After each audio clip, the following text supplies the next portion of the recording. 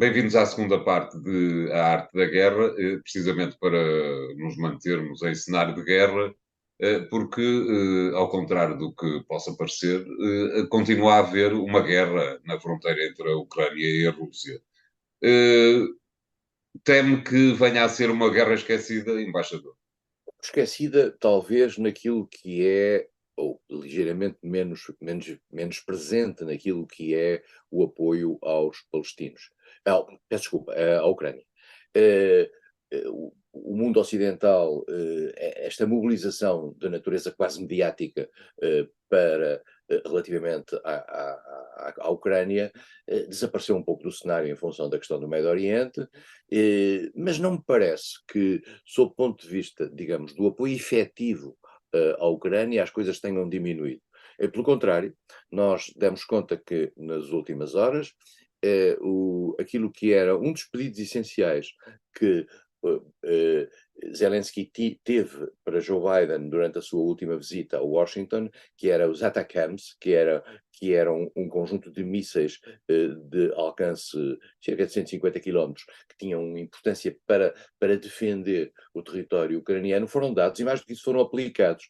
E, inclusivamente, a Ucrânia já os usou e parece que terá destruído um aeroporto importante onde estavam helicópteros e outro material de combate russo, o que significa que a Ucrânia está a ser munida de esse material. A grande questão está em saber se tudo isto e esta dispersão não causa, nomeadamente na opinião pública, com consequências nos governos, porque estamos a falar de países democráticos, dos países europeus, digamos, alguma dispersão e alguma menor vontade no sentido de manter a atitude face à Ucrânia. Até agora, digamos, na retórica tudo continua na mesma, nos financiamentos tudo continua praticamente na mesma. A Ucrânia tem vindo a ver aquilo que era a sua famosa contraofensiva travada a partir de uma espécie de contra-contraofensiva feita pelos russos na zona da Advika, no sul, uma espécie de uma cunha que a Ucrânia tinha conseguido dentro do território que tinha sido tomado pela Rússia, em direção na zona de Zaporizhia, em direção ao mar. Há ali uma espécie de empate, de certa maneira. Nos últimos dias, os sinais dados pela Ucrânia era de que a Rússia tinha feito alguns avanços, mas há também quem pense que a maneira como a Ucrânia dramatizou esses avanços russos tinha a ver com a mensagem que pretendia mandar, no sentido de dizer, olha, se não vierem a nossa ajuda, se não continuarem a dar-nos ajuda, nós provavelmente vamos aqui perder este espaço.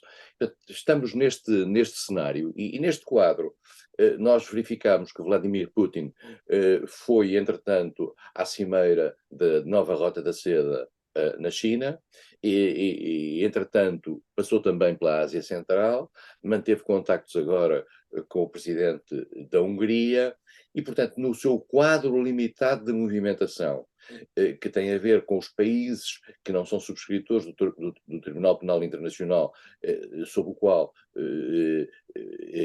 Putin vive com um mandado de detenção, Putin faz a sua diplomacia. Uma diplomacia que, por outro lado, se intensifica cada vez mais na relação com a Coreia do Norte. Há sinais, mas são sinais dados pela inteligência americana e, portanto, valem o que valem em termos desta guerra, que a Coreia do Norte já terá dado material militar para a Rússia. A Rússia estava com falhas de material militar, ao que parece, básico. E estes sinais significariam que a Coreia do Norte, depois da visita de Kim Jong-un à Rússia, estaria a ter, digamos, um papel cada vez maior.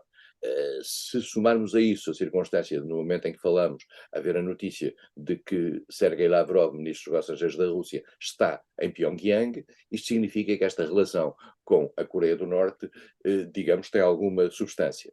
Volto a dizer aquilo que disse já várias vezes. Quando a Rússia precisa de um país tão acusado como a Coreia do Norte, isto significa que a Rússia está, digamos, eu não iria arrapar o tacho, mas está, de certa maneira, muito limitada nas suas opções no plano internacional. E, Bem, portanto, aparentemente não há mais material de guerra disponível para compra, senão na Coreia do Norte, não é? A curva da oferta e da procura está desencaixada uma da outra, há muito mais procura que oferta em termos de material bélico. Mas também no campo ocidental as coisas não estão bem, pela simples razão de que o gasto de munições feita pela Ucrânia nesta guerra está, digamos, a exaurir aquilo que é a capacidade de produção e de exportação dos seus próprios aliados, dos seus próprios apoiantes. Claro. E isso está, neste momento, há uma falta de material de guerra. Agora, vale a pena fazer um comentário fora de tudo isto, António. Esta guerra, ao longo deste ano, tem sido uma espetacular feira de material de guerra, em termos de capacidades militares. Neste momento, os produtores de material de guerra, quer da Rússia, quer do mundo ocidental, tiveram uma grande feira prática de utilização de material de guerra, com uma demonstração objetiva da qualidade desse material ou da falta dela.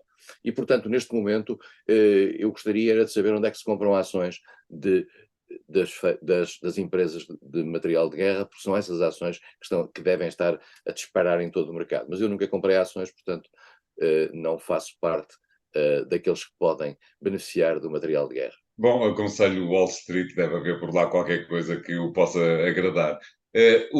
Por falar em agradar, queria colocar-lhe a seguinte questão: talvez o desagrado do presidente Zelensky nesta altura seja a possibilidade de os países ocidentais percepcionarem que na faixa de Gaza há uma guerra civilizacional entre o mundo cristão judaico e o mundo islâmico, enquanto que nas fronteiras do Donbass há uma guerra entre dois povos eslavos. Acha que é um temor que vale a pena tirar o sono a Zelensky? Não sei, é evidente que a questão de Israel é uma questão que toca fundo certos setores do mundo ocidental. Israel é visto há muitos anos, em primeiro lugar, como um povo injustiçado no plano mundial, mas também é visto como uma espécie de uma cunha ocidental dentro de uma área islâmica, e com todas as consequências que a memória até das cruzadas, digamos, pode ter.